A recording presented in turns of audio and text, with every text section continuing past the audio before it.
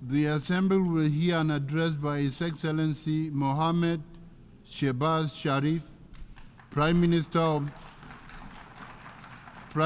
of the Islamic Republic of Pakistan. I request protocol to escort His Excellency and invite him to address the Assembly.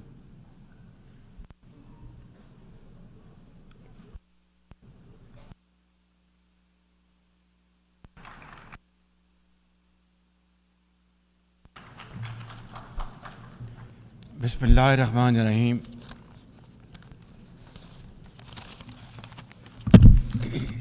Mr. President, heads of state and government, excellencies, delegates, ladies and gentlemen, Assalamu alaikum wa rahmatullahi wa barakatuh, and a very good morning. Qala ya abati inni raitu ahda ashara kawkaban wa.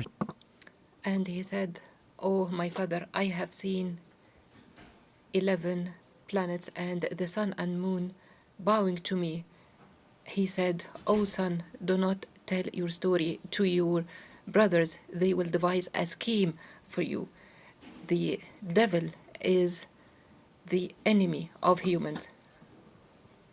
Honor for me to address the United Nations General Assembly for the second time as the Prime Minister of a country that has always been a proactive member of the UN Assembly.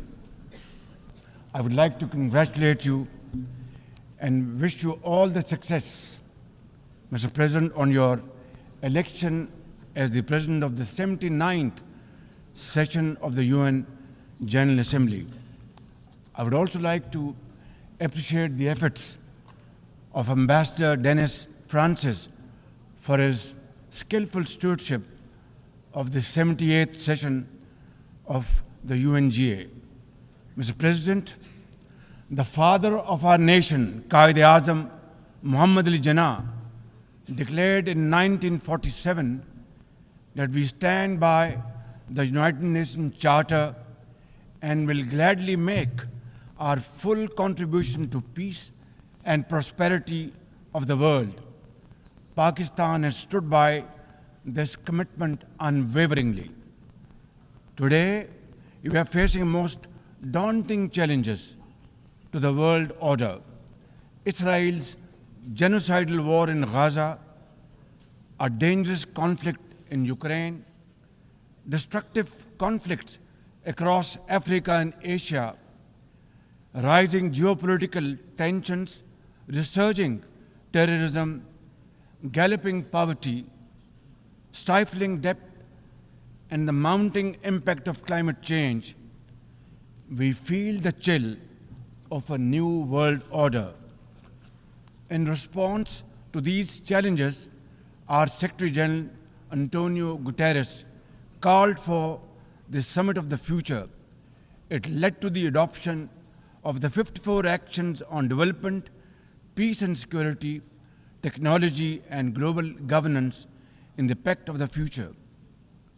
Mr. President, today I stand before you to express the searing pain and anguish of the people of Pakistan at the plight of the people of Gaza.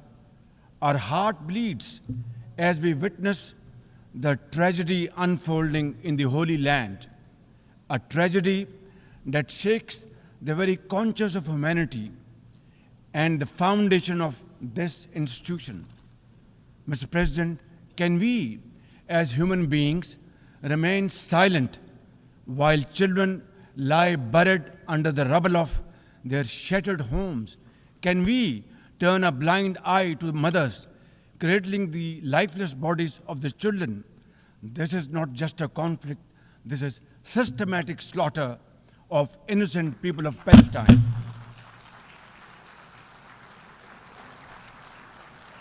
Ladies and gentlemen, an assault on the very essence of human life and dignity. The blood of Gaza's children stains the hands of not just the oppressors, but also those who are complicit in prolonging this cruel conflict. When we ignore their endless suffering, we diminish our humanity. It is not enough to condemn, Mr. President. We must act now and demand an immediate end to this bloodshed. We must remember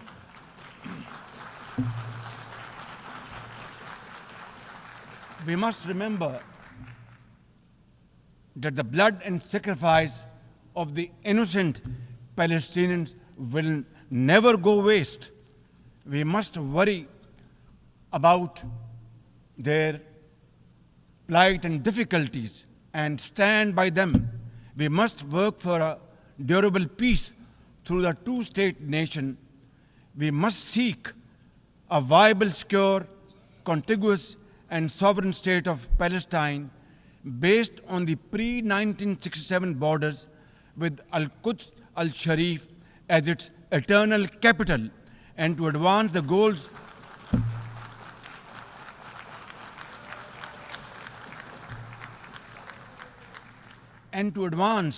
these goals, Palestine must also be immediately admitted as a full member of the United Nations. Mr. President, in a span of a few days, Israel's unrelenting bombing of Lebanon has killed over 500 people, including women and even small children. The failure to implement UN resolutions has emboldened Israel. It threatens to drag the entire Middle East into a war whose consequences could be very grave and beyond imagination. Similarly, like the people of Palestine, the people of Jammu and Kashmir too have struggled for a century for their freedom and right to self-determination.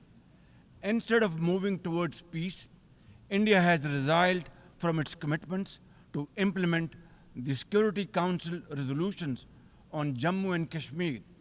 These resolutions mandate a plebiscite to enable the people of Jammu and Kashmir to exercise their fundamental right to self-determination.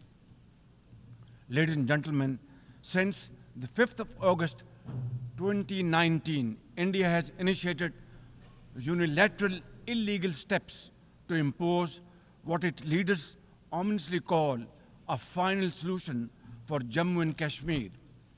Day in and day out, 900,000 Indian troops terrorized the people of occupied Jammu and Kashmir with draconian measures, including prolonged curfews, extrajudicial killings, and the abduction of thousands of young Kashmiris.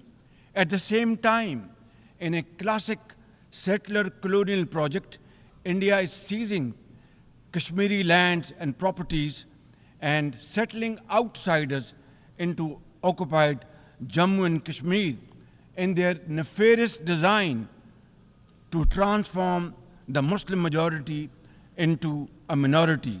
This hackneyed tactic is employed by all occupying powers, but it has always failed.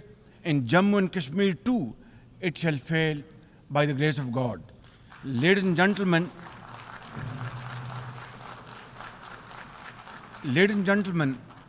the Kashmiri people are resolute in rejection of the false Indian identity. The New Delhi seeks to impose upon them very, very severe conditions, and atrocities are being committed every hour. India's policy of brutal coercion and oppression in occupied Kashmir has ensured that Burhan Wani's legacy continues to inspire the struggle and sacrifices of millions of Kashmiris. Inspired by the legitimacy of their epic struggle, they remain defiant. Their heart-wrenching stories remind us that behind every statistic lies a human life, a dream deferred, and a hope shattered. Even more worryingly, it is engaged in massive expansion of its military capabilities, which are essentially deployed against Pakistan. Its war doctrines envisage a surprise attack, and a limited war under the nuclear overhang. Thoughtlessly, India has spurned Pakistan's proposals for a mutual strategic restraint regime. Its leadership has often threatened to cross the line of control and take over Azad Kashmir. Ladies and gentlemen, Mr. President, let me state in no uncertain terms that Pakistan will respond most decisively to any Indian aggression. Therefore, to secure durable peace, India must reverse the unilateral and illegal measures it has taken since 5th of August 2019 and enter into a dialogue for a peaceful resolution of the Jammu and Kashmir dispute in accordance with the UN security resolutions and the wishes of the Kashmiri people. Mr. President, remember, illegal occupation creates a fresh hell every day in the killing fields of Palestine and in the pristine valleys of occupied Jammu and Kashmir. Apart from conflicts, Mr. President, the 21st century has brought a cascade of crises, including the reversal of development and the mounting impact of climate change. 2 years ago, my country was devastated by catastrophic floods, causing $30 billion in damages. It is now clear that each summer will bring blistering temperatures and trigger fresh climate impacts. Pakistan emits less than 1% of global carbon emissions, yet we have paid a very heavy price for no fault of ours. This is most unfair in any calculus of global justice. We must uphold the axiom, the polluter must pay. Ladies and gentlemen, Pakistan looks forward to fulfillment of commitments made by our development partners to support the achievements of the SDGs and climate goals, including a new annual goal beyond $100 billion in climate finance. Mr. President, with nearly 100 developing countries trapped in the vicious cycle of debt and liquidity crisis, which I always call a death trap rather than debt trap, achieving the SDGs in these circumstances remain a distant mirage. The international financial architecture, which the Secretary General has described as morally bankrupt, and the world trade and technology regimes must be reformed and aligned to promote development and global equity. Mr. President, since assuming office in March this year, the progress and prosperity of my 240 million people has been my singular focus. We have taken some very difficult but necessary decisions that have rescued our economy from collapse, restored macroeconomic stability, controlled physical deficits, and strengthened our reserves. As a result, inflation has come down to a single digit by the grace of God, and the prospects for economic growth has revived. I would like to explain this challenge and the way we are negotiating, Mr. President, by reciting a stanza from a poem which enormously makes me very emboldened, very brave, and hardworking, and commit untiring efforts. And this stanza is a befitting example of hard work and, of course, facing challenges, and then pave the way for success stories.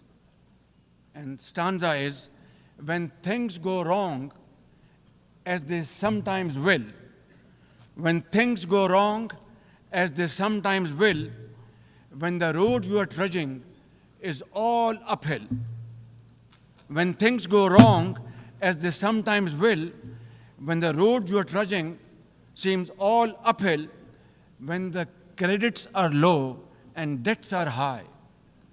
When the credits are low and debts are high, when you want to smile, but you have to sigh.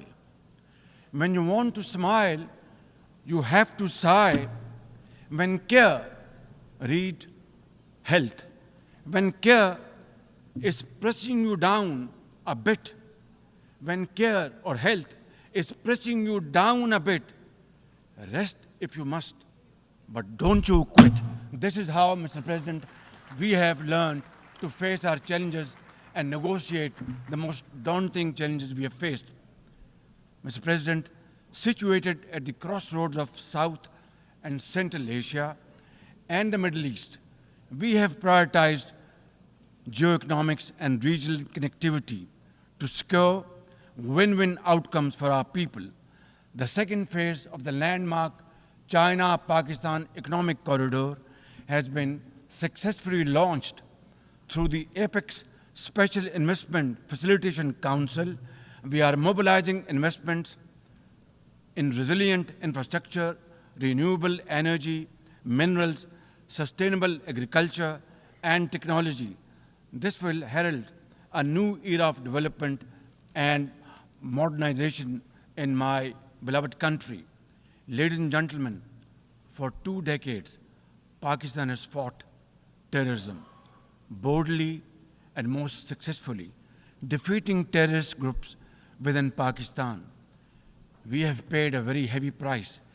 80,000 of our brave soldiers and civilians have been martyred, including innocent school-going children. And the gory memories of APS school carnage haunt us till date. Our economy has suffered a loss of $150 billion. Unfortunately, today, we are again confronted by a new wave of externally financed and sponsored terrorism, especially by the TTP, Fitna al-Khawarij, and its associates. Ladies and gentlemen, make no mistake, inshallah, by the grace of God, we are determined to eliminate this threat as well through our comprehensive national effort by the name of Azm-e-Istehkam, meaning resolve to promote peace and stability. And we will work collectively with the international community to combat all forms of terrorism and reform the global counterterrorism architecture. Mr. President, Pakistan seeks the earliest possible normalization of the situation in Afghanistan. We join the UN's appeal for $3 billion in humanitarian assistance to the millions of suffering Afghan brothers and sisters. At the same time, we endorse and share the international expectations that the Afghan interim government would respect human rights, including the rights of women and girls, and promote political inclusion. In particular, the interim government must take effective action to neutralize all terrorist groups within Afghanistan, especially those responsible for cross-border terrorism against neighboring countries. These include ISIL-K, Daesh, the Al-Qaeda associated TTP, Fitna al-Khawarij, Majid Brigade, the BLA, and other terrorist groups which unfortunately are seen on Afghan territory. Mr. President, another troubling global development is the escalation of Islamophobia, which is now manifested by frequent desecrations of the Holy Quran, attacks on mosques, negative stereotyping of Muslims, and acts of discrimination and violence against them. The most alarming manifestation of Islamophobia is the Hindu supremacist agenda in India.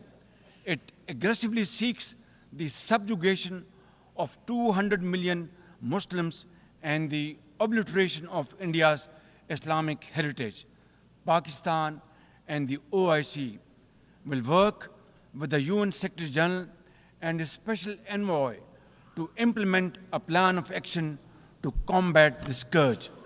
Ladies and gentlemen, Pakistan seeks an immediate end to the tragic conflict in Ukraine and its peaceful resolution in accordance with the UN Charter and international agreements. Ladies and gentlemen, Pakistan has a long and proud history of solidarity, friendship, and cooperation with the nation of Africa.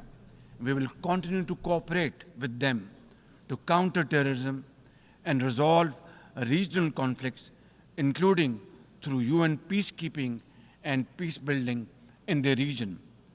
Finally, Mr. President, as we leave this august hall, we must carry with us a message for our people, that the weak are not voiceless, that the oppressed should not lose hope, that poverty is not preordained, and that Allah Almighty promise of justice and equality in our terrestrial home must be respected. I thank you all, and thank you very much for your time. God bless you.